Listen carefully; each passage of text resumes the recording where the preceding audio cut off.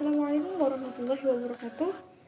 Bertemu kembali dengan saya Nevita Wahyu Arisa Fitri dari Tadris Bahasa Indonesia. Bagaimana kabar kalian? Semoga tetap baik-baik selalu ya. Karena sekarang masih musim pandemi, jangan lupa untuk tetap menjaga kesehatan dengan cara rajin mencuci tangan, menggunakan air mengalir dan sabun, pakai masker ketika berada di luar rumah, dan tetap patuhi protokol kesehatan. Oke, pada pertemuan kali ini atau pada kesempatan kali ini kita akan belajar tentang teks eksplanasi. Apa sih yang kalian ketahui mengenai teks eksplanasi? Teks eksplanasi adalah teks yang berisi tentang proses, mengapa dan bagaimana suatu peristiwa alam, ilmu pengetahuan, sosial, budaya, dan lainnya bisa terjadi. Satu peristiwa, baik peristiwa alam maupun sosial yang terjadi di sekitar kita, selalu mempunyai sebab, akibat, dan proses. Lalu apa sih tujuan dari adanya teks eksplanasi? Yang pertama, menjelaskan fenomena alam yang sedang terjadi, dan yang kedua, menjelaskan sebab akibat dari suatu peristiwa. Ada juga ciri-ciri dari teks eksplanasi. Apa saja? Yang pertama, strukturnya terdiri dari pernyataan umum, urutan sebab akibat, dan interpretasi. Kemudian ada informasi yang dimuat berdasarkan fakta dan bersifat faktual. Faktual di sini memuat informasi yang bersifat ilmiah atau keilmuan.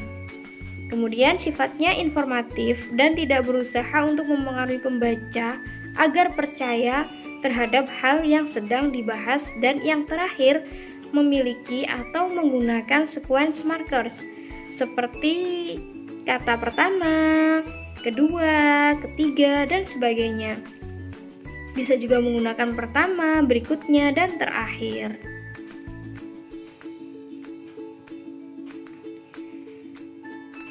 Untuk selanjutnya ada struktur teks eksplanasi. Kira-kira apa saja ya?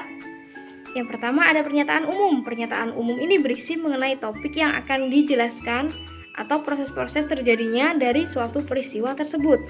Kemudian yang kedua ada sebab akibat.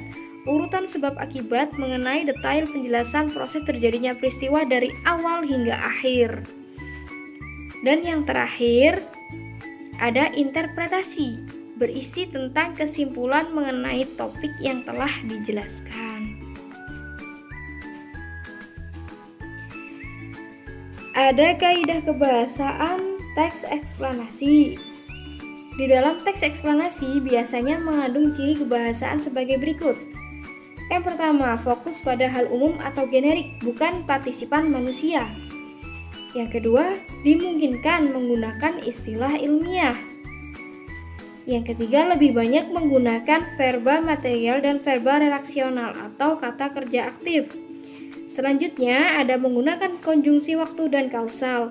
Contohnya penggunaan kata sehingga, sebelumnya, pertama, jika, bila, dan kemudian. Juga ada menggunakan kalimat pasif.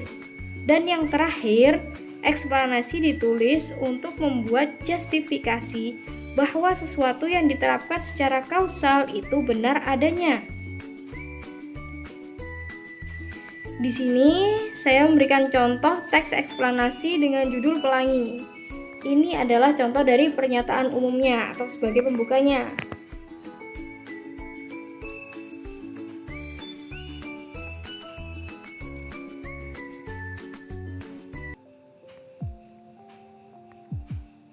Kemudian ini bagian kedua atau deretan penjelasnya.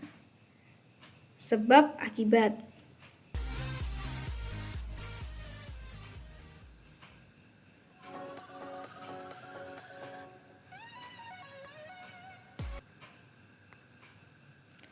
Dan ini adalah contoh dari interpretasi atau penutupnya.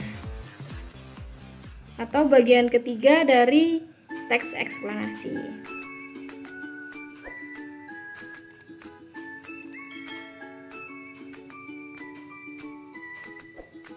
Ya, itu tadi adalah sedikit penjelasan mengenai teks eksplanasi.